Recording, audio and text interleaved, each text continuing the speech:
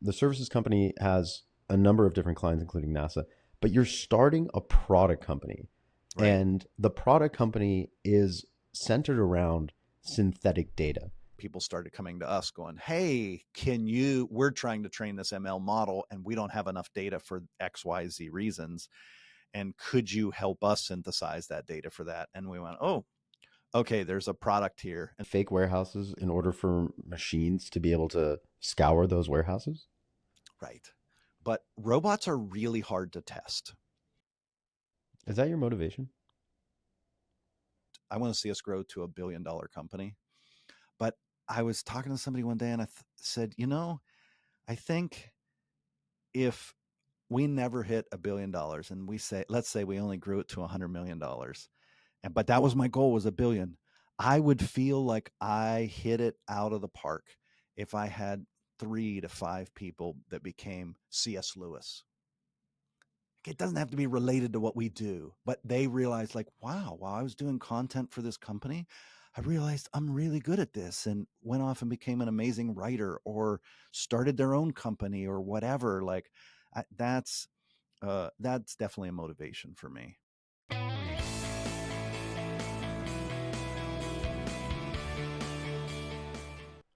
Welcome to Founders in Focus, the show where we deep dive into the minds of the innovators, leaders, and visionaries shaping the future of technology. I'm your host, Arthur Lazinski, and today we've got an absolute powerhouse joining us. Imagine this: a sixth grader, hunched over a programming manual, teaching himself to code while everyone else is out playing. Fast forward a couple decades, and the same kid is now leading not one, but two cutting edge companies, partnering with NASA on lunar rovers, and even earning the title of Massachusetts Small Business Person of the Year. Oh, did I mention he's building a computer labs in Guatemalan jungle? That's the kind of guest we're bringing you today. Let me introduce you to Brian Geisel, CEO of Geisel Software and the mastermind behind Symage. With over 20 years of experience in robotics, automation, AI, IoT, and cybersecurity, Brian's the guy you call when the tech gets tough. He's worked with giants like Compaq, iRobot, Carbon Blank, and in 2011, he founded Geisel Software. Since then, he's landed the Inc. 5,000 list of fastest growing companies 3 years in a row, hitting a mind blowing 400% growth rate in 2022. Not too shabby, huh? But it's not just about the numbers. Geisel Software is making waves with NASA on the Cadre project. Think autonomous lunar rovers exploring the moon. They've also snagged NASA grants for multi-robot perception and swarming robots. In short, Brian's team is helping redefine space exploration. And then there's Symage, his latest venture that's shaking up the AI world. This platform delivers photorealistic, bias-free images with automated labeling, cutting AI training data prep time by up to 90%. If you're in the AI game, you know how huge that is. It's the kind of innovation that makes you wonder, why didn't this exist sooner? Now, let's talk about Brian himself. Inspired by greats like Steve Jobs, he dropped out of college after just 1 year to chase his tech dreams. And oh boy, did that pay off. But he's not all business. Brian once spent weeks in the Guatemalan jungle with Hearts in Action International building a computer lab for local students. When he's not changing the world, you might catch him stargazing, rock climbing, or playing hockey. So get ready, because today we're diving into the mind of a true trailblazer. From lunar rovers to AI breakthroughs, and from the jungle to the boardroom, Brian Geisel is here to share his incredible story. Let's jump in. So, Brian, thank you so much for being on the show. Hey, thanks so much. After that intro, I'm gonna like capture it into like, who is this guy, man? That was very humbling. Thank you, Arthur. We're going to turn it into a ringtone and play it every time we see each other. But I love it. you've accomplished some amazing things, Brian, and you're an incredible human being with an incredible mind and an incredible company. And before we unpack your mind, which we might not be able to do on the entire podcast, we can definitely unpack your company. I Can don't know you? if anybody wants that. That's a little scary. Maybe it's, frightening. it's not that type of podcast. Yeah. But tell us about Geisel Software. Tell us a little bit about the background of it and what kind of work you guys do. Yeah, so I started Geisel in 2011, and really I did it because I was just frustrated. I was seeing companies that didn't understand how software worked. They understood their business, but they didn't understand software. And they were hiring these software companies who maybe they didn't understand software either. And I just felt like they were getting ripped off. And I was like, I just can't watch this anymore. I'm going to build a software company where I help people solve hard problems, and where if we can apply software to their business where they don't necessarily understand software, and it's maybe why they haven't applied it, that we can be a force multiplier for them to go solve bigger, harder, scarier problems. That is what their company does. So and that's really the premise and and kind of the frustration I started Geisel with.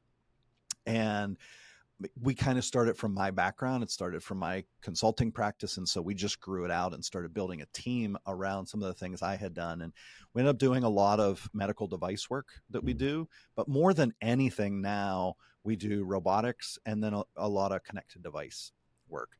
The robotics, really during COVID, robotics had already been growing a ton. And then it just exploded once people were having trouble getting workers to work with other people, right? Because then they might spread COVID and all this kind of thing. And they figured out, oh, the robots don't get the COVID. And so all of a sudden, robotics exploded. And that fueled some of our growth, focusing on robotics, helping people solve bigger, harder, scarier problems in robotics. And so today we work on some of the fastest robotics in warehouses and manufacturing. We've worked on emotional robots that are almost like a friendly pet kind of a thing, all the way to stuff that we've done with some of the stuff you mentioned on the swarming space robotics and some of those kinds of things. So within robotics, what we work on is pretty broad. And like I said, sometimes it's not even robotics, sometimes it's connected devices or what have you. For the marketing side, we've learned you have to find a niche and focus on that niche, because people go, that's me, that's what I do, I need that. From the technical side, we really don't care. From the technical side, we're like, we just want a hard problem. Give us hard problems to go after and tackle. And so that's kind of the DNA of us, is like, we just like solving these new, hard, innovative problems, pushing the boundaries and all those kinds of things. So that's kind of the quick version of how we got to Geisel in 2025. Well, hard problems you guys are solving, and some of the hardest problems in robotics you guys are solving. And what's interesting is that you guys are a services company, so a lot of the customers that you have, you mentioned that you were upset that they're getting ripped off, not knowing what software is, but a lot of your customers are very, very great scientists, like NASA, like the work that you guys did in the hydroponic space. Like, and a lot of your customers are very deep tech companies, so they bring you in around your expertise. And why are they outsourcing specifically to you guys? What is it that they're missing that Geisel software has that they don't have? Yeah, it's different in each case. I would say a lot of the times that is the robotics work. Mhm. One of the things that we found unique about us, just because I was interested in everything, and so I was doing this deep embedded work, and you usually don't get people who are doing deep embedded work that also like web stuff or mobile app stuff or some of that higher level stuff. And I was just like, cool, more software. So my experience was pretty broad. I had done a lot in a lot of those different spaces. And so we've had cases where somebody needs to go build a web app for their robotic device, and they need somebody who understands the robotics so they know what the heck they're doing. But the real thing they need to build is the web application. And so that I kind of call it, when we do it for ourselves, cross training, in learning different activities that don't seem like they relate to each other. And then in the real world, it turns out they often do. And so we as an org kind of cross train. Yeah, can you jump? I mean, just to like get into the stuff that I like, it totally blows my mind, and I know so little about, but you guys are doing is the NASA robotics. There's obviously rovers on the moon. I think we're going to send rovers to Mars. When I first met you many months ago, you had been telling me about how you can't really remote control those robots. They have to be autonomous because it's just traveling at the speed of light. Like the latency is so long. Can you tell me a little bit about A, how you got involved with this, and then B, what the hell is going on in NASA, and like what are these robots doing, and what's your guys' role in it? Yeah. So we got involved with it, was kind of a funny. I think if anyone can take something away from this thematically in general, is that I hope they leave this podcast and go, if that moron can do it, I can do it. You Because are not a moron, Brian. the way we got into things, trust me, you can do this. So I, for us, I just got frustrated one day. Somebody told me I couldn't do something. And so I got up in front of a company meeting and I was like, we're putting software on the moon. And everyone cheered because I guess they figured if I said it that defiantly, I must have a plan for doing it, which I did not. And they were all so excited. I thought, oh, crap, I'm going to need a plan for this. What does it mean to put software on the moon, Brian? I'm not even sure we put people on the moon. What does it mean to put software on the moon?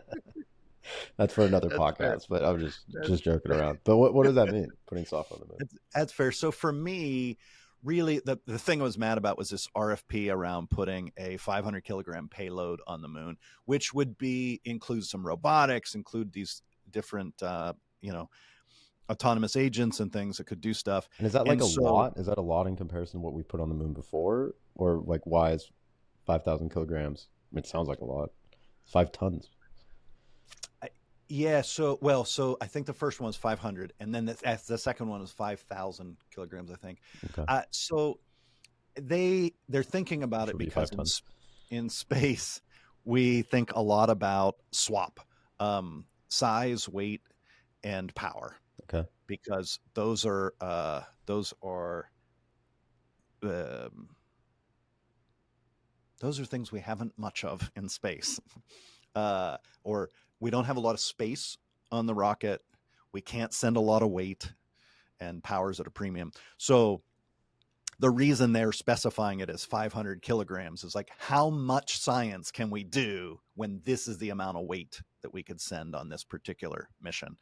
And so I suspect that would be similar to maybe what we've sent to Mars in the past. I don't know that for sure, but in this case, the first one was to do a test and see what we could get and see what information we could get back. We have not done a lot of autonomy on the moon. So we've been doing a lot of autonomy on Mars. We have many rovers on Mars. When you say we, you mean humanity. I mean humanity, and especially the United States. So India, China have been starting to do some things on the moon, landing some things or crashing some things intentionally. Sometimes maybe crash some things into the moon so you can see what shoots off of the moon and measure the spectra on it and this kind of thing. So other space agencies other than the US have also been doing things. But yeah, in general, there's not a lot of autonomy on the moon. When we did it in the 60s and early 70s, by the way, we only sent people there for 3 years. Wow. That whole process was from 69 to 72 was the only time we actually were sending people to the moon. But we didn't have the kind of autonomy we do today. So we focus most of our autonomy efforts on Mars. And so it is new to try to get some autonomy to the moon, even though it's closer than Mars. It's kind of ironic. That is, I didn't know that. And so why have we not been sending autonomous vehicles to the moon? And why are we sending them to Mars instead? Well, I don't know. It might be a little bit above my pay grade, but I think one reason is because we already sent humans. So we sent people and they did a bunch of, geological surveys and all kinds of things that we're doing on Mars autonomously. Sort of, we have to do it on Mars. And I say autonomously, but we could get into this, but we're really what we call teleop. We're remote operating these robots. We're driving them with like a joystick. On Mars or on the moon? On Mars, yeah. Okay. But it's a giant pain in the butt because in the worst case, the distance Mars is from the Earth, measured at the speed of light, is 22 light minutes. And so that means whenever you don't realize this when you're using like your remote control remote control car, easy for me to say. When you're driving that around with this little RC, right? You're sending the commands at the speed of light. So it gets there very, very quickly, but there is a delay between your hand and the RC car or something. It's imperceptible on Earth because it's so close. But to Mars, it can be as much as 22 minutes away. And so for you to control a rover on Mars means you drive it for a while And now that command takes 22 minutes to get to the robot. Now the robot drives and does what you said it to do, and now maybe gets stuck on a rock or whatever. Well, then after it's done it, 22 minutes later, you get the picture of we're stuck on a rock, right? And so now it's a really slow process. So is it literally like you have a joystick in your hand and you say go left, and it takes 22 minutes before it goes left? Before it goes left. Yeah. And realistically, it's probably somebody at JPL or maybe Goddard who's typing some commands into a terminal to say, this is what we want the robot to do. Go forward 10 meters or something. Okay, so you're kind of probably saying not literally a joystick, but very similar otherwise. the command is like go forward 10 meters. The machine goes, the rover goes forward 10 meters, and then it takes 24 minutes after to get the signal back to, like, is there like a visual that you have of this rover? Like, can you see what it sees? Is there a camera on it? So, yeah, so there are actually a lot of cameras on it. On the newest rover that we've sent to Mars, which is Perseverance, it actually has this camera that's above it, so it can kind of get a cool photo of like your car rover. has when you're like parking it, right? Like you can kind of see the no. Yeah, kind of. So with the car, you're using some sensors on the side and the front of the car, and it's actually constructing that image. Okay. Here they actually kind of have a mast, I think, that goes, I don't know Oh, how high cool. above the robot, but kind of goes above the robot, probably has like a 180-degree fisheye Oh, lens cool. kind of a thing. Yeah. And it can kind of see the robot a little bit better. So yes, we're getting a lot more cameras on the things. The I couldn't tell you off the top of my head what the bandwidth is from for internet to Mars. There's no Starlink up there. Yeah, exactly. But it actually, every time I do go look at the bandwidth, it surprises me how fast we actually are communicating, given how far away it is. It's really far away. There's huge latency, but the bandwidth is, it wouldn't be like your home internet bandwidth, but it's not bad actually, given how far away it is. But yeah, so then we're getting back images or videos or sensor data from the robot, that kind of thing, and then using that to decide, okay, what do I want it to keep going? Do I want to do some science here? Do I want to stop and take more photos and like this kind of thing, right? And Is that so why we need autonomous robots on Mars? Is because the latency between the controls are so long that we need the robot to do as much work by itself without input from Earth? yeah, lets us do science way faster. So Okay.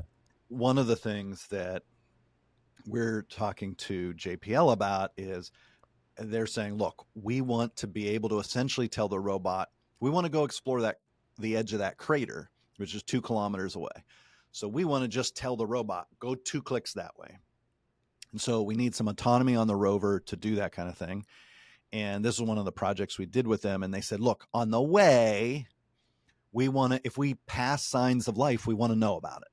So we would hate to go, we get autonomy, now we go 2 clicks, but we missed life as we went. Mm-hmm. And so have we found life on Mars? We have not found life on Mars. And when we say we're looking for signs of life, what we're really looking for is things like what they call blueberries, which they think could potentially denote aqueous chemistry. So blueberries on Mars are like grape nuts on Earth.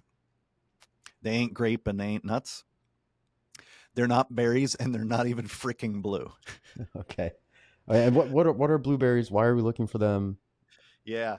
So they're these spheroid rock formations. They're mostly hematite, and they're kind of grayish.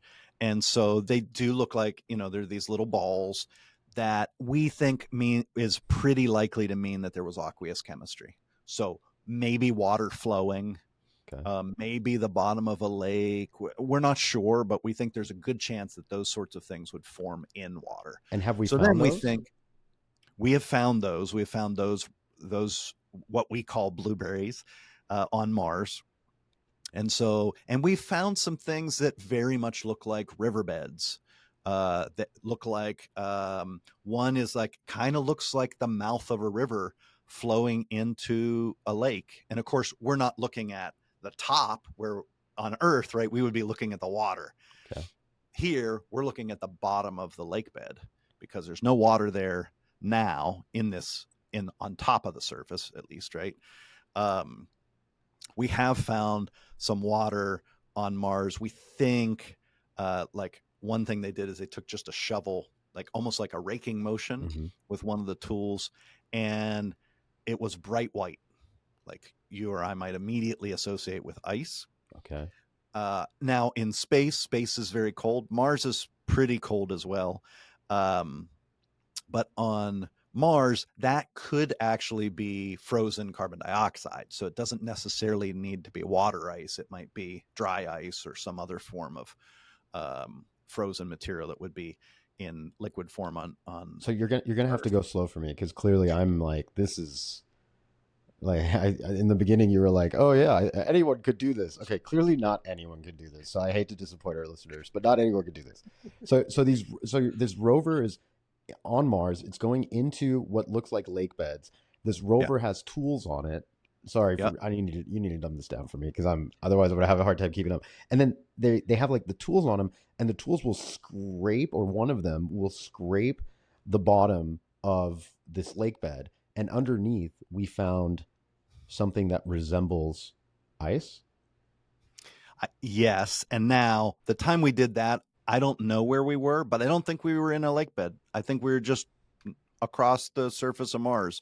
And here's the thing is, I don't think that's what that tool was for. I don't know. Mm-hmm. That's not the part that I necessarily work in, um, but it's cool because the science that they do with some of this stuff is, if you've ever seen like Apollo 13, when the astronauts got stuck and they were trying to they locked a bunch of scientists on Earth in a room to figure out how to get the square HVAC into the round HVAC, because on the essentially they're in the orbiter, and the thing that they were going to drop down, the lander, is the only thing with oxygen, and the orbiter, the oxygen system broke in the orbiter. So they're like, okay, let's evacuate all the astronauts to the lander and not land it. Let's get them back to Earth.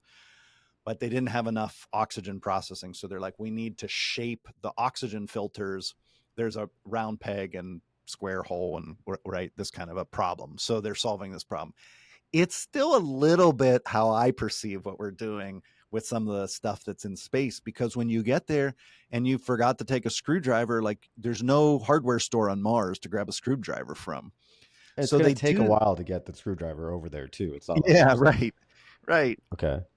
And so they do cool stuff. Like, I don't know what this thing was for. I don't know if it's for digging or something else, but they're like, hey, how about we just scrape this along the ground and see what it does? So they're doing this kind of like childlike science sometimes that's really cool, because we don't know what it's going to produce. We don't know how it's going to work. So someone in So a control room is sitting there and is just going, you know, it'd be really cool. there's a lot of that. Really? There's a lot of that. Okay. Yeah. Um, and so not like they're just, I don't mean to portray it like it's this ragtag team and they don't know what they're doing. It's not that at all. They have a plan, but every once in a while, from that regimented plan, somebody goes, how about we just try this? Yeah.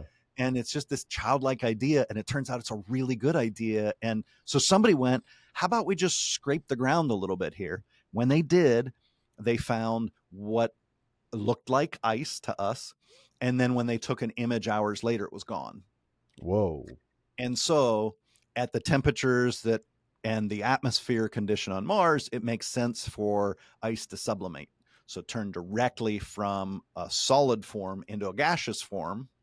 So we think that was probably ice, So like water evaporated is ice. probably the wrong word, but it turned into gas, is what you're saying.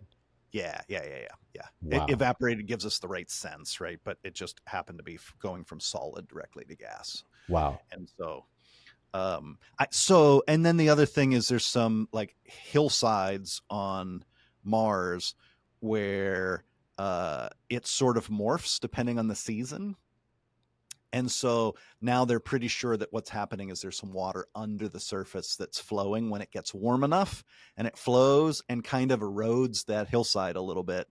And then during the cold season, the winter months there, because Mars has similar um, similar days to us. It's a little further away from the sun. It's a little colder, has less atmosphere, this kind of thing.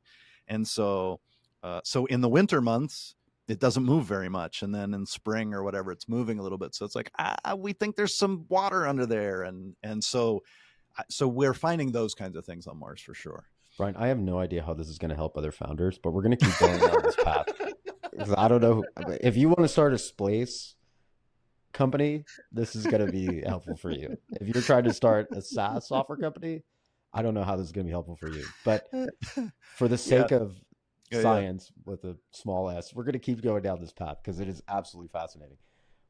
Explain these blueberries to us. So we're looking for these Yeah. blueberries because we believe that they indicate some kind of life on Mars potentially. The robots you're working on are scouring the surface of Mars to try to look for these blueberries, and doing it autonomously is better because of the latency and also why. Yeah, so we can get more done faster if we do it autonomously. So if we can, not that there's not any autonomy in these robots, right? There's plenty of things. I'm sure they're doing some of the testing and those kinds of things autonomously. But one of the things they want to be able to do is navigate across the surface more autonomously. And and again, just for context here, it's not like blueberries are necessarily the end all be all for finding life on Mars. That's the experiment we want to try. Like, let's try something. Mm-hmm. Can we find something as we go? And could we build a machine learning model, computer vision model that can identify this one particular thing as an experiment? And then we could expand it to find other things. I think if there's a little green man staring at the camera, that would be great to recognize. I don't think we'll probably run into that, but we shouldn't fail to report that if we find it. But so is our goal on being on Mars plainly defined forms of life, or are we doing anything else on Mars? This might be a little bit more philosophical. I think Elon's real push for Mars is that he feels we should be a multi-planet species. And so you have these differing opinions as to why we're doing it. Mm-hmm. Like, I think the science that we're doing is super interesting and super helpful. There are things all the time that we invent by having the requirement of doing things that are hard. And by doing that, we may never have sat down and gone, let's spend millions of dollars inventing better tape on Earth. Right. But when we need to solve some of those problems in space, all of a sudden we come up with a really great tape, and turns out it works great for ductwork that you use in HVAC, and is way more, seals it better. So we have better efficiency and we waste less energy on Earth. So it's a really good thing that we get out of it. So I think, if for no other reason, the science that we get from it and the technology we get to use back on Earth is super helpful and a great reason to do it in the first place. A lot of But great innovations came from us trying to do something completely unrelated, and then we found some kind of useful purpose for it. Like, for whatever reason, I yeah, can't think of anything on the top of my head, but I understand that a lot of the things I use today, or a lot of things that we take for granted, came from research that had absolutely nothing to do with finding that. yeah, and it's this. I don't know. It's this thing that's, for me, I think about cross training in life, Mm. and I rock climb. I love and all indoor. I go to a gym. I love to do it, but it's interesting because it just does certain things. And the two things, oddly and notably, that I've become much better at because of rock climbing were catching a football. Like, I had okay hands, not amazing hands. And after rock climbing for a year, I went out to play football again, and somebody rifled a ball over my head. And I thought, oh, here we go again. I'm not great when they rifle the ball. And I reached up and kind of dove back, and I caught it one handed. It just stuck to my hand. And I was like, oh, shoot, that's how the muscles develop from rock climbing that I never would have thought associated with how you catch a football. And with playing the bass, everyone else said, oh, yeah, your fingers bleed after 45 minutes of practice when you first start it. But your fingertips are made out of iron after you're done rock climbing. Like, you just bleed off the fingertips so much that your fingers go, oh, I guess I better grow tougher skin here, this kind of thing. And so then when you go to play the bass, it's a piece of cake because you have the not the finger strength really, right? But the skin is tough enough that it can deal with the harsh strings on the bass. So it's amazing, I think, even in life, that just completely unrelated random things that end up feeding into something else later. Speaking of random things, we've covered so many random things on this podcast already, and this is we've hopefully there's something good will come out of all these topics. You're you're doing this autonomous research. NASA's doing this autonomous research, or you're doing autonomous research for NASA rather. NASA's looking for human life on Mars. Any Out of kind of life, we'll any take kind it. of anything, yeah, you said human, but any kind of life is right, and hopefully something useful will come out of it. That's kind of the idea. So we're Yeah. on Mars looking for life, and hopefully something useful will come out of it. And they contracted your company to do the autonomous portion of this. What exactly are you guys working on when it comes to Mars and NASA? Yeah, and honestly, it's very narrowly scoped, which is kind of It's great. interesting about this. So the piece that we were working on for them to run this experiment was to synthesize a 3D simulation of Mars that included these blueberries in a way that a machine learning model could be trained on it. And so we really were focused on the simulate. We've done a ton of work because of the robotics we do. We do a ton of simulation work. We do a ton of emulators. I don't know why, but our clients won't always hand us 25 of the $1 million robots they're creating or whatever, so that we can write the software and test it easier. So we end up writing a lot of simulators and emulators and all these different simulations to simulate a piece of the robot, what have you. And so it's gotten us pretty good at that piece. So what we're really doing is building a simulated 3D world for Mars that would be photorealistic enough, take into account the physics and the atmosphere and all this kind of thing in Mars. It would be photorealistic enough to actually train a computer vision model. So you guys need data in order to train these ML models and these computer vision models, and you guys are creating synthetic Mars data. So you guys are creating a Right. fake Mars so that you guys can train the robots. Is that right? Am I Yes, following? that's exactly right. Exactly, 100%. Is it because we don't have enough real data for Mars in order to train them, or is it because it's just more accurate? Like why synthetic data? We don't have any training data for Mars. Now we have flat photos, But that's but not good enough. that's not good enough. Yeah. And so what we do is we take those flat photos and we go, okay, these are the kinds of rocks we find on Mars. And they're similar to these kinds of rocks that we have on Earth. Lots of Earth rocks we haven't found on Mars.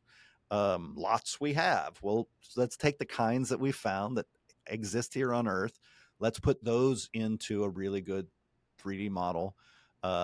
Let's we take the color differential, like lots of things are red on Mars, it turns out, right? Those kinds of things, and let's apply them to the simulation so that it'll be as photorealistic as we can, I'm going to and ask then you a lot of train a stupid model from it. questions. Do the rocks on Mars look different than the rocks on Earth? Uh, on the whole, yes, but I would say if I showed you a picture of a rock on Mars, you couldn't tell me if it was Mars or Earth you were looking at, Okay. because there are a lot that, like, I see some, and I grew up in Pittsburgh, and I'm like, hey, that looks like shale, which we get a lot of in Pittsburgh. And so there's a lot of these rock formations that look very similar to stuff you would find on Earth.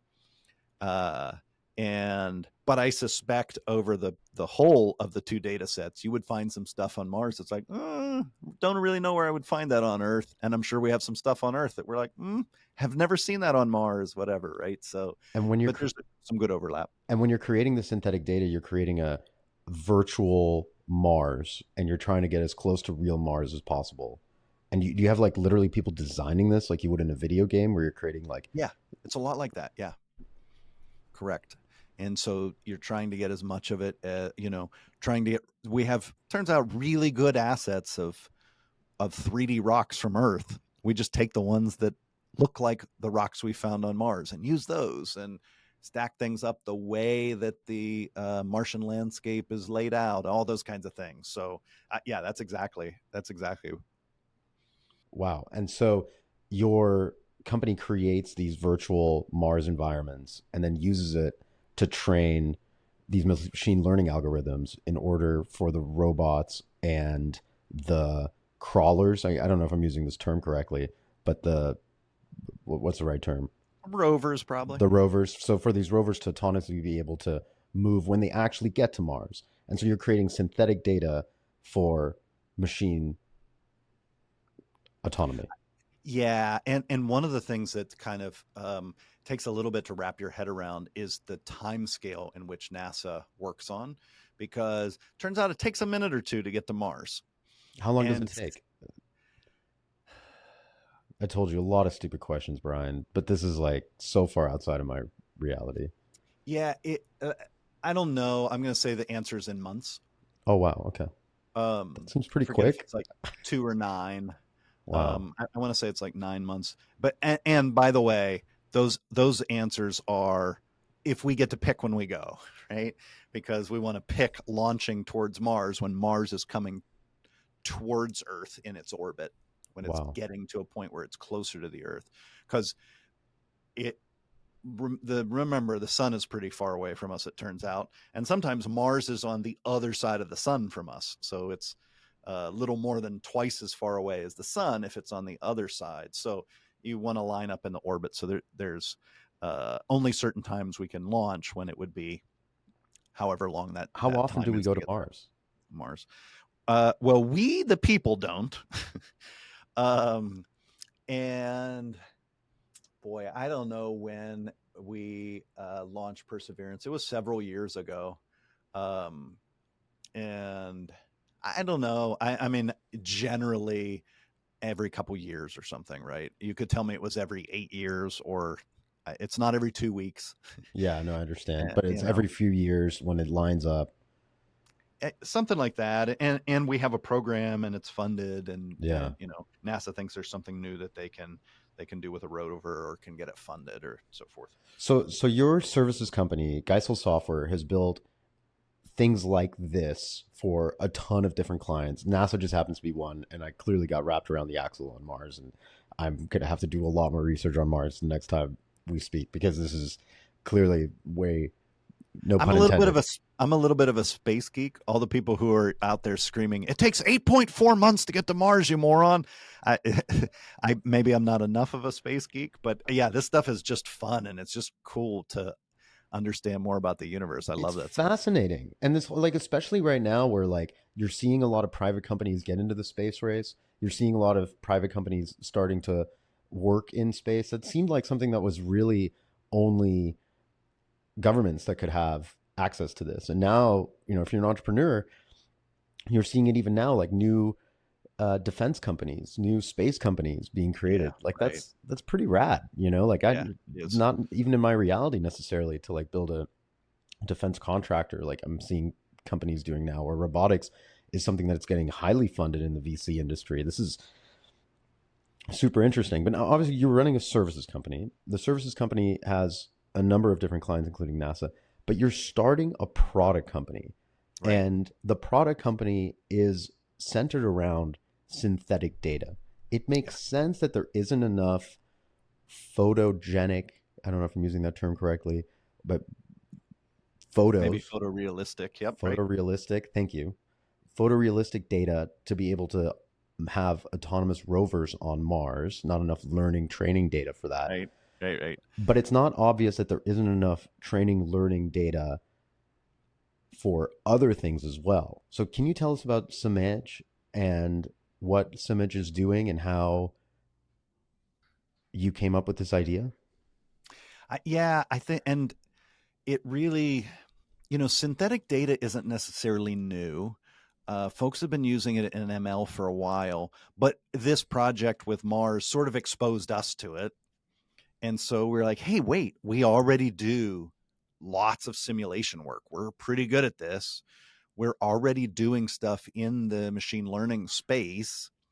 And so all this stuff fits us really well, and we started finding a need for it. People started coming to us going, hey, we're trying to train this ML model, and we don't have enough data for XYZ reasons, and could you help us synthesize that data for that? And we went, oh, okay, there's a product here. And we started with the image and video stuff, but we've also found there's a a surprising lack of information in a lot of other places that people are trying to train ML models on, and so we're getting into some of those as well. Can you give us some examples outside of NASA and autonomous rovers on Mars? Like where else do we need data that we don't have today? So some of the funny ones are just the way that data or rights or permissions or security or all these sorts of things work. So some folks are like, look, we can't get in our warehouses. We need to protect them so that no one steals our IP or whatever. So we can't use our warehouse to build out a 3D warehouse. So can you synthesize a warehouse without having seen it? You guys are Uh, creating fake warehouses in order for machines to be able to scour those warehouses? right, right. Because That's amazing. so here, okay, here's one of the things that's kind of not necessarily intuitive, but robots are really hard to test. When you're writing software and you're making a Boolean decision, this is true or this is false, it's pretty easy to test if that came out right. Here are all the conditions where it could be true. Here's all the conditions where it should be false. Is that true? Right. So you can test for that. But when there's a robotic arm that can move at 6 different points on the arm, and the shoulder can have multiple different forms of articulation, and then what I really need to know is at any point in any of the multiple ways I can move this arm, is it going to hit the microphone? That's really hard to test for. Can you explain It's why? I mean, it seems well, obvious, but I don't understand. because the problem space is infinite. There's so many variables of things it could hit and where it could hit and where the microphone could be placed, to use your example. Right. And in a lot of software cases, as complex as the software might be, any given function breaks down to after this happens, only these set of things could come out of this function. And then it calls another function, and only that set could come out of that, and so forth. In the case of I can move any of these joints to any, move it. Here's the span of how broad I can move that. I can move any of these joints, and I'm constantly moving them over time. And then, so that problem space just explodes exponentially to how big it is.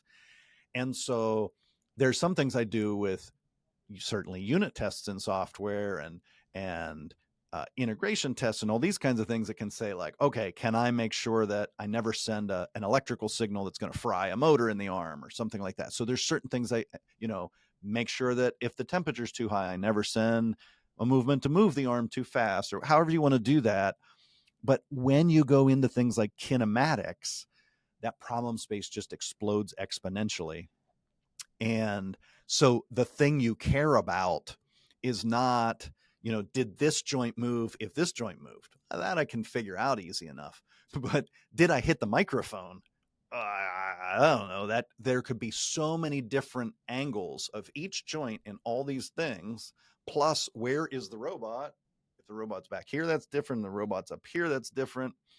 People are going to see this video later and be like, this is a lot of shot at this guy's arm. Yeah, but also they have to remember that you are an incredible bass player, that you played football, that you've also done um, rock climbing. So the fact that you are so kinesthetically gifted is not a surprise to anyone who's seeing this on video. And if you're only on audio, you're definitely missing out. Not just Brian's beautiful face, but also his ability to move his arm like a robot. So, but back to the warehousing. So, when you're Yeah. creating this synthetic warehouse data, are you testing what the robot will do in the confines of that space so it doesn't run into the poles, or what's happening in the synthetic data model? Yeah, and that's the kind of thing like on the Geisel side that we would do for clients all the time. Is like build the robot into this 3D environment, make sure it doesn't run into the pole, make sure it doesn't run the people over. That's a really important robot decision. Let's not run the people over. Okay. And on the Symage side, we're really as a product, we're going, here is your so mostly what people are using us for in Symage is they're going, I want to train my computer vision model, which very likely navigates my robot around my warehouse, navigates it on Mars, or does any of a million other things. Doesn't have to be robotics, but it often is robotics.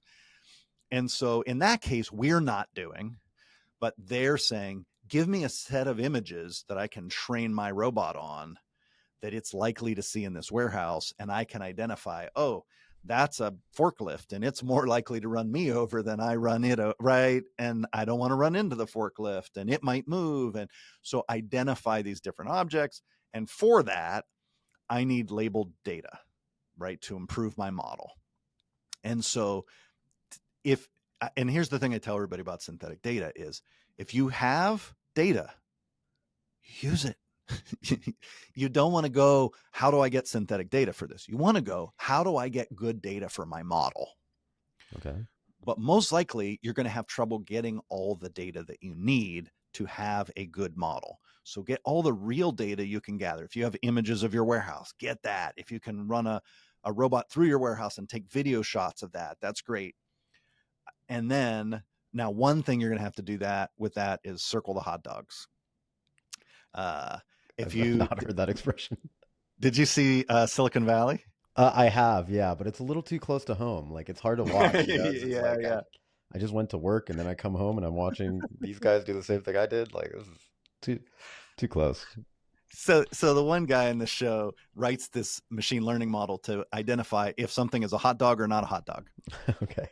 And so to do that, what you need to do is have lots of images of maybe food that are not hot dogs and food that are hot dogs. And if there's a hot dog in the image, you have to circle the hot dog, circle in some way. Hmm. You have to indicate to the machine learning model, this is a hot dog.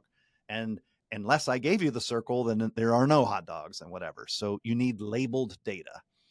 And so kind of in jest, sometimes we say circling the hot dogs as a Silicon Valley reference. Got it. And so, you can run your robot through your warehouse and get video from it and say, then put those images into your machine learning model. The thing that's laborious is somebody has to circle the hot dog. Somebody has to outline, this is a forklift and this is a shelf or whatever it is you need your robot to be able to And that's identify. what labeled data means, right? Is like saying, okay, this is a hot dog, this is a forklift, this is a human. So somebody has to take the time, which is what Google was pushing on us when they were asking us if we're robots, and they'd be like, press everywhere there's a bicycle, and they were basically using. Yes, right. I always felt like I should be getting compensated for my hard work. Right. Yeah. All right. That was free labor you were giving Google for sure. Yeah. And so the tool that we built will make, say, this 3D representation of a warehouse or of your warehouse or of an urban space or whatever it is. Mm-hmm. And then because we've built it in 3D, we know what every single pixel of the whole thing is. And so we can give you more precise depth maps than a LiDAR can in the real world. We can give you precise labeling to the pixel. I can tell you what every pixel in that image, that's hot dog, that's bun, that's ketchup, to the pixel level. And so we can give very precise labeling, and that labeling is just part of what we output to you as part of that product. So that's some of the stuff that we're helping with. And if you just supplement your data to your model, you can have this really good synthetic data that might even focus on things that you're just having trouble getting or identifying, or you just don't want to take the time to label or whatever, right? Those are all reasons you might need synthetic data, if that makes sense. So your new company, I think it makes sense. Your new company, Symage, is not just giving me pictures of the warehouse; it's giving me all the pictures labeled so that I can immediately ingest them into my ML model and make sense of them. And are you guys physically doing that, or do you guys have how are you guys labeling the images? Yeah, that's part of the algorithm. Like that's part No of way. Yeah, that's part of the magic for us is, so if you take a real image, and this is the problem with a real image, right, is you could use like AI. There's some AI tools out there that will do labeling. They're a little tough. They don't always get it right. So some of your images are going to be incorrectly labeled, which is not helpful for the model when the thing is Yeah, wrong. totally. In this case, they're all correctly labeled because when I created the 3D object, I'm like, that is a toaster. And there's no question about whether it's a toaster. And now I just have that in digital, like in digital form, that asset is a toaster. And any ray that I shoot to build that image in like ray tracing, right, hits that toaster, I know that hit toaster. So that is a toaster. And I even know it's not a toaster when it's a mirror. Whoa. How? Because the object, when I sent that ray out to trace the image, and I sent this pixel, the ray out for this pixel, and it hit a thing, I go, what is the thing? And it's not confused by the reflection. The software is like, that is a mirror. It says right here, labeled mirror. So you guys built this algorithm on top of the synthetic data. um, it is. Please correct me if I'm using the terminology wrong here. This is Yeah, I might describe I'm it swimming in the deep differently. end here, Brian. Yes, please help me. Um, but essentially, and we're using different tools that are out there to build some of this stuff, right? We're not doing everything from scratch. There's plenty of stuff out there already, and so we're using some of this tool, some of that tool, writing this ourselves, using this tool, Hmm. right? As normal software development goes. Yeah. And so in part of 3D modeling, in if we're using Blender or we're using Unity or Unreal Engine or any of those You guys things, and I use all say, that to create these virtual here's worlds. Wow. yeah, right, yeah, exactly. And there's so many different tools out there that all this stuff, but as you're using those different tools, whenever you put a 3D model into Unreal or Unity, or you always know what that 3D model is, right? Like the video game is never like you're in a Jeep and then all of a sudden you're in a potato. Like, oh, it's just software. We know this thing's a Jeep. It's always a Jeep. We're not guessing if it's a Jeep, right? It's just algorithmic. So for us, that labeling is like that. It's algorithmic. We know exactly what that thing is. And so the ray traces it, the ray of the image bounces off the mirror and hits the camera and screws up the recording. But other than that, then it bounces off the toaster. And so the mirror image looks like the toaster, but it is in fact a mirror, and we can know the difference because we know the ray hit a mirror, and that's just math. Okay, I'm gonna have to bring us back down to earth. So you're selling data to companies. We've already gone to Mars. Now we are in we're we're in Uranus. But I gotta get we gotta get back Time down to there. pull us out, Arthur. Oh man, this is only our second episode, so hopefully we can only get better from here. But if you're okay, so as a customer, whew, all right, we need a second here. So as a customer of Symage, I'm not just getting the data; I'm also getting it labeled. And you guys are doing all kinds of really interesting things in order to be able to label this data, which is going to make it a ton more useful for me. But you've only started this company like what, like a year and a half ago, even less. Like this is a new company.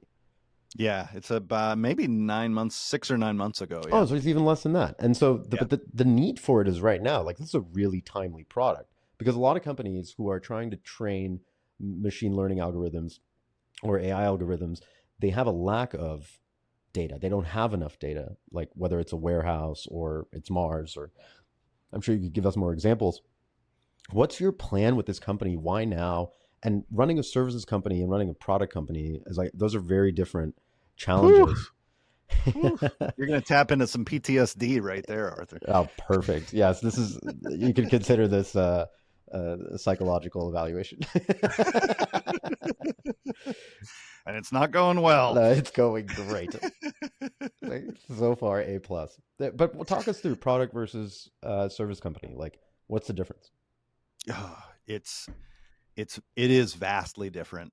And why now is, I'll tell you, like, it's surprising to wrap your head around this. I think if you're doing a product company correctly, you might not know the answer to that question, because you're not building the product for yourself most of the time. You're building the product for your customers. Right. And so they know why now. It's what they need, it's what they're asking for.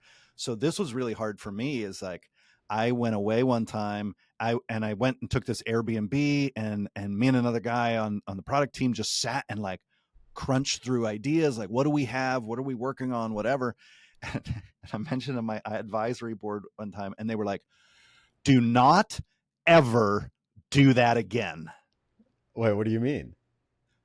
There were no customers in that Airbnb. Oh, yeah. I I was having forgot this whole about that. discussion about what we should be doing with no customer involvement. And that's how I think about it from a service side. Is like our customers will come to us and say, "This is what we need."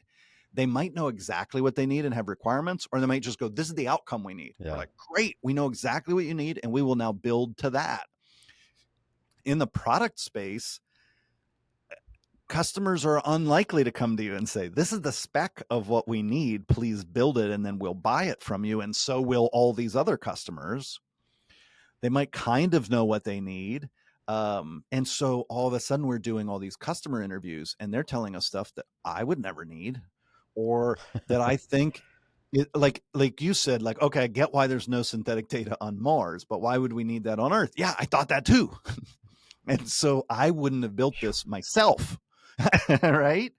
And then all of a sudden we start talking to customers, and we're talking to customers about images and video data for training computer vision models, because that's what we bump into in the robotics space. All of a sudden we built this, and customers are coming to us and saying, "We need financial records. Can you build a synthetic financial records?"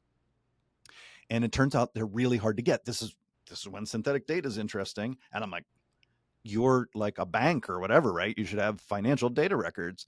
They can't use them because it's your information. It's my information. So So they they're can't use, literally yeah, they pieces can't. of paper with data on it? Yes, correct.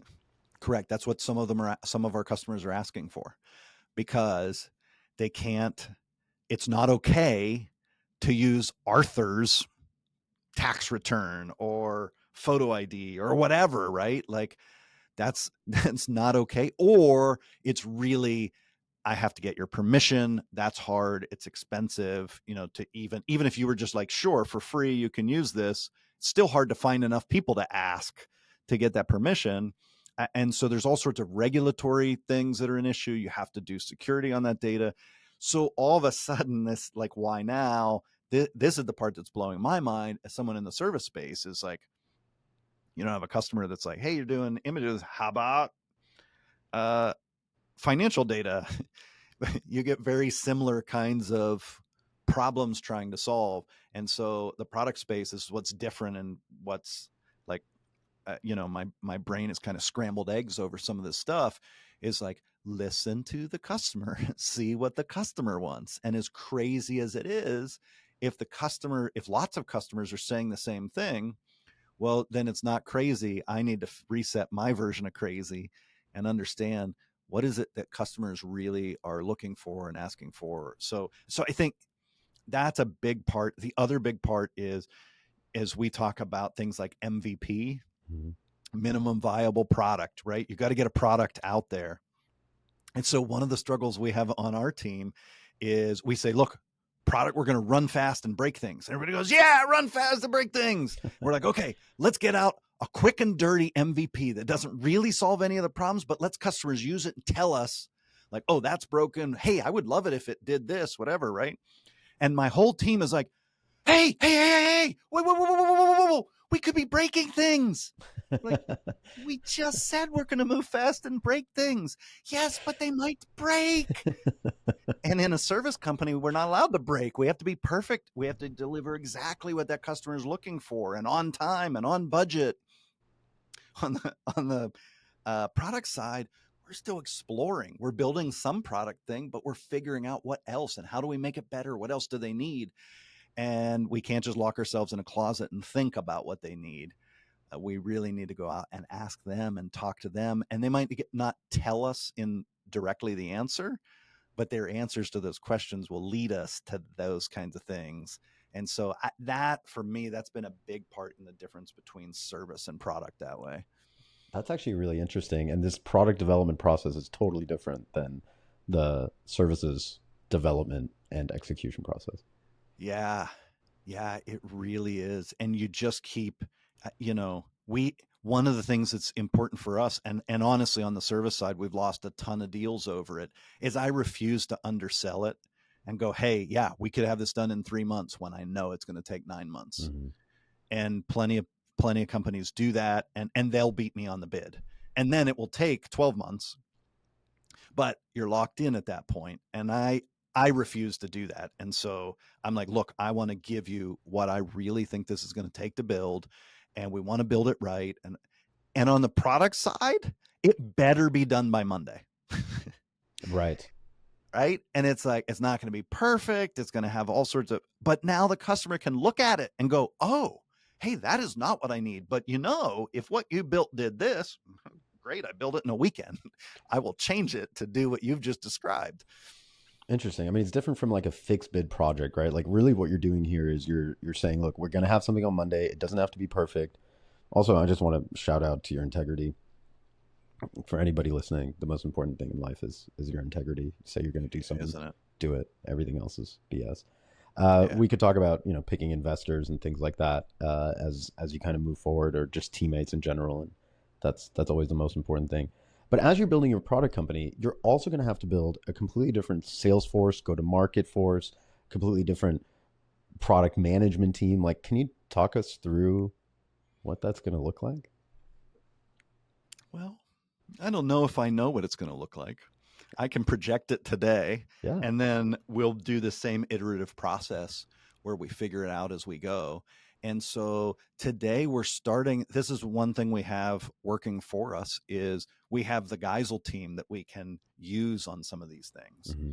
And so both on the software development side, but also on the business development side, and go. So, we're going to 10 shows in 12 months Wow. is the goal that we set for ourselves for the Symage side. And so it turns out we're meeting some amazing customers who really need Geisel's help for some things. They're like, "Oh, I have this very specific thing," and it's like, "Oh, okay, we can actually help you with that on the Geisel side." So that's good.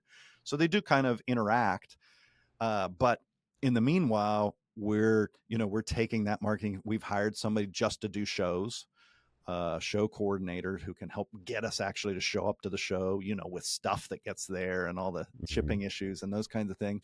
So we are hiring a little bit for stuff more so on the Symage side. And I think over time, yeah, I think those things will start to diverge and diverge more. And I actually just have a board meeting on Friday, and I had AI generate an image, which is like these two ice sheets with that Okay. crack, kind of with the Yeah. Yeah. like the squirrel from Madagascar. No, not Madagascar. What's the one with Ice Age. Ice Age? Yeah, yeah, yeah. It's kind of that thing with this guy standing with a foot on each one, right?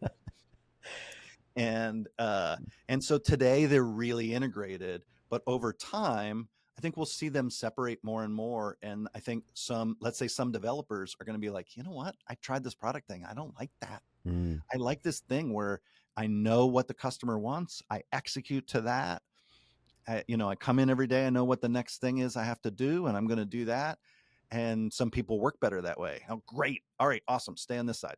So you And then think other people, yeah, do go ahead. do you think Symage could be its own standalone company, or is going to be its own standalone company, or is it already like its It own Delaware C corp? It is its own Delaware C corp. Okay. Yeah, so we have started it as a separate C corp, um, and and there's some tax benefits to that, um, and so we want to be able to take advantage of those kinds of things.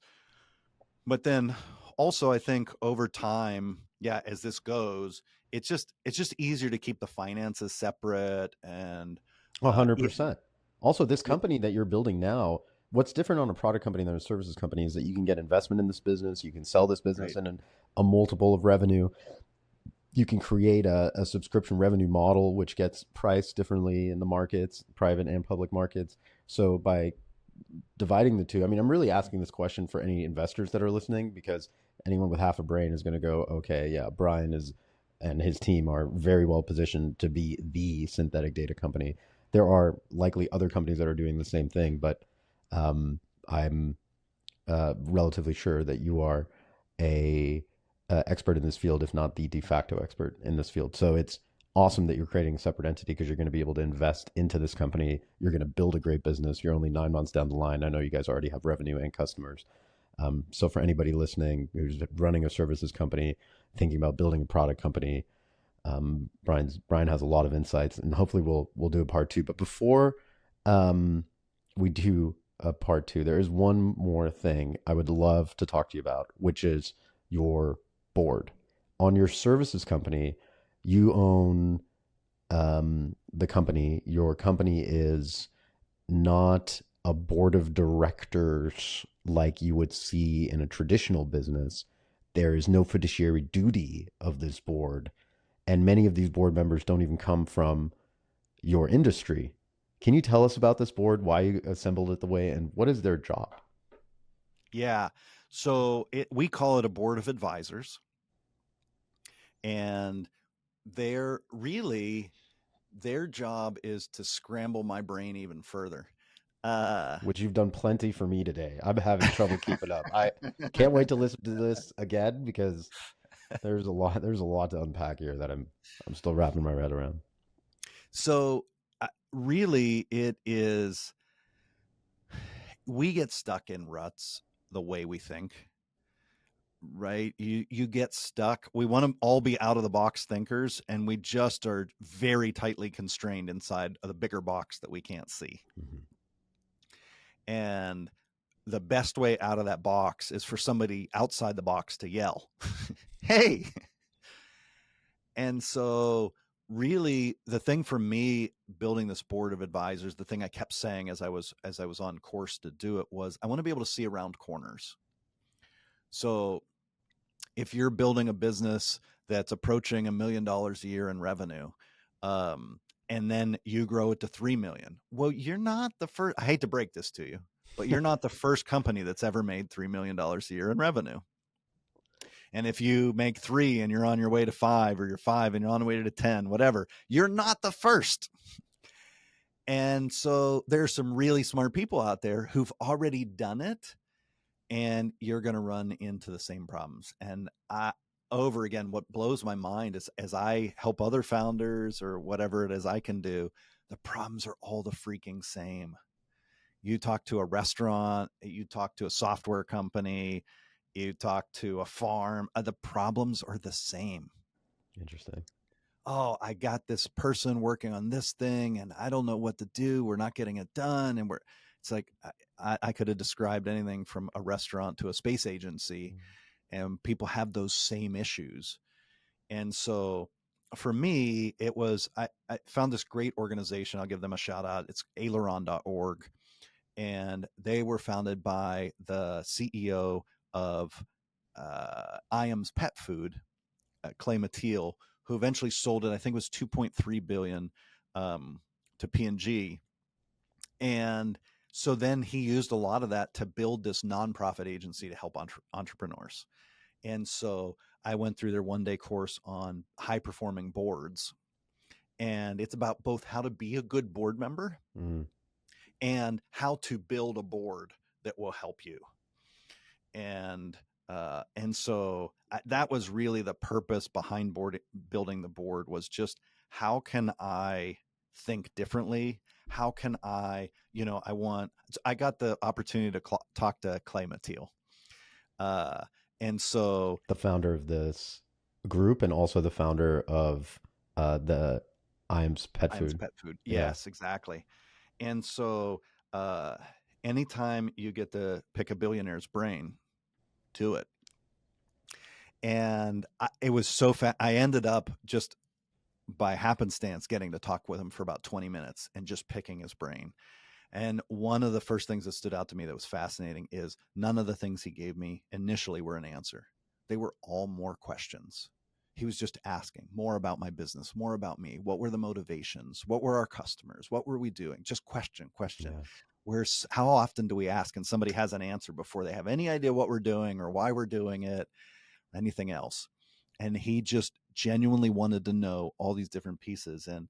And one of the things he spit out right away was what you need on your board is a CEO who is currently or has recently retired from a company doing 2 to 3x your current revenue, and who very quickly grew that company, who was rapidly growing the company. So this is after he asked you a bunch of questions, or A ton of questions, ton of isn't it questions. always the best advisors that aren't they're not spitting out some kind of truth bombs, but what they're really doing is trying to understand you and understand what it is you're trying to accomplish. I always find that the best leaders are people who are asking questions. Yeah, yeah.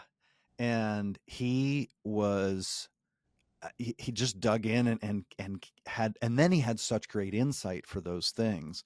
And so the 2 to 3x and rapidly growing CEO, the reason for one person to be like that is if they're 50x your current company, then when you have a problem, they're like, just use this $100 million solution to that problem. Hmm. Right? They're not in the trench with you and remembering what it was like to be stuck on that size of a problem and not necessarily have the resources to just solve it or make it go away, what have you. But also, they're not stuck in the same rut you're stuck in. They've made it through that piece and know what the next piece looks like. And so that was one of the parts that was super helpful.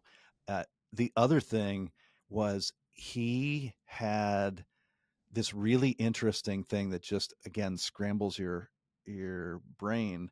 Is he had a pet food company. One of the people on his board was the CFO for Northwest Airlines. I don't see how those two are related. Right? Yeah, me neither. And he kind of left that one hang and he was like, "You want to know why?" And I'm like, "Yeah, that seems crazy." Turns out at the time he was rapidly growing IAMS and Northwest Airlines was rapidly growing. To grow IAMS, he had to build manufacturing and distribution plants. Okay. To grow Northwest Airlines, they had to buy new 747s to grow their fleet. That's how airlines grow. A new manufacturing and distribution plant cost IAMS about $100 million to build and get up and operational. And a 747 at the time cost about $100 million. So the CFO of Northwest Airlines knew all the banks that would loan $100 million, knew what their terms would be, knew what they would negotiate on, what they wouldn't negotiate on, what would they would take as collateral. And so he was able to leapfrog a step on figuring all that out himself because he had an advisor who already knew those answers. Do you know if he was like actively seeking someone who was doing $100 million loans from banks, or did he just have this gentleman already there and it was a serendipitous situation? I would say from that discussion, he wrote a book which is for me, because it's what I'm doing, I found fascinating. It's a very niche book, but I would say nothing that he did was random. Wow. What's the uh, name of the book? We're gonna add it to the show notes. Dream no little dreams. That's such a good title. And the full phrase is something to the effect of dream no little dreams, for they have no power to move men's souls. That just sounds so good. That's going to the top of my reading list after this conversation. I love that quote, right? It's just like, what are we doing here? Like, So all the good. stuff we talk about, it's all ultimately for me, it's to help the people, right? All these things that we do and we try to get better at, and what, like, ultimately, how do we help the people? Is that your motivation? It, for Geisel, there's a big part of this that is, I want to have an impact on the world for what we do, like helping people who are getting screwed by software that wasn't solving their problems. There's that. But I also think I would be remiss if I didn't build a company that built great people. Mm, wow. So my goal at Geisel is, when we're all said and done and somebody sticks me in a box, that if Geisel never did anything else in the world, that people went, while I was there, I really grew. Or while I was there, uh, I knew that people loved me. I knew that people cared about who I was, and my opinion mattered no matter who I was or what my role was. Someone cared. And so that aspect of just growing people and building people, and I hope everyone leaves this company better than they came in. And I think that's like while we do things, while we're if we're not a profitable company, we go away and we don't get to do any good, right? So we're trying to be a profitable company. We're trying to make money, and all those things should, unless you're nonprofit or something, that's fine. But those things should be on your priority list. But I think, why would we do that and uh, and be a-holes while we do it, when we could do it and treat people right and grow them and help them be better people and help them go off to change the world in the way they're going to change the world. I I want to see us grow to I want to see us grow to $1 billion company. But I was talking to somebody one day and said, I think if we never hit $1 billion and let's say we only grew it to $100 million, and but that was my goal, was 1 billion, I would feel like I hit it out of the park if I had 3 to 5 people that became C.S. Lewis. It doesn't have to be related to what we do, but they realized, like, wow, while I was doing content for this company, I realized I'm really good at this, and went off and became an amazing writer or started their own company or whatever. Like, that's definitely a motivation for me. Well, that says volumes about you, Brian. And from the short time that I've known you, I've only known you to be a man of high integrity and honor, and somebody that means every word that he just said.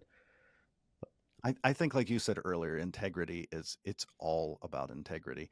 I would just like to share one other thing about that story that was my favorite part, is when I finished that heartfelt story, what the person I was telling said to me was, "Who's C.S. Lewis?" You want to share with our audience who that is for those who don't know? C.S. Lewis was a great American author. You probably know him for things like Narnia, um, and the Chronicles of Narnia series and all that kind of thing.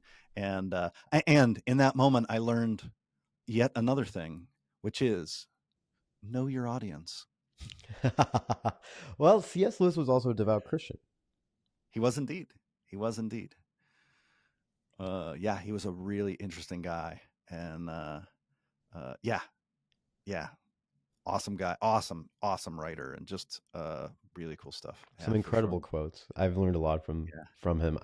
And I also believe I just recently learned this. I didn't know this, but that the Chronicle of Narnia have a lot of Christian themes in it. yeah, yeah.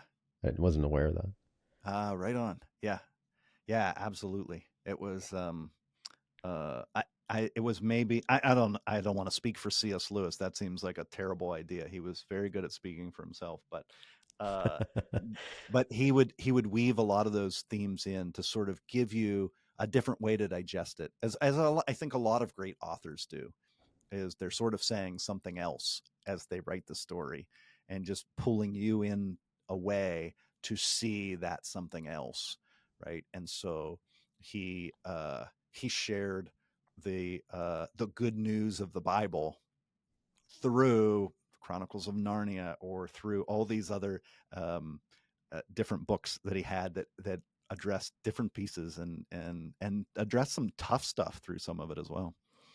Do you feel like I know I feel this way in the work that I've done, that my faith is very important to me, and I'm in some ways through my work glorifying the, as I call it, the body of Christ in general, um, glorifying God through the work that I do, or at least I try to do it and believe that I am. Does that play a role in the work that you do? Oh, it's everything. It's everything. Um, it's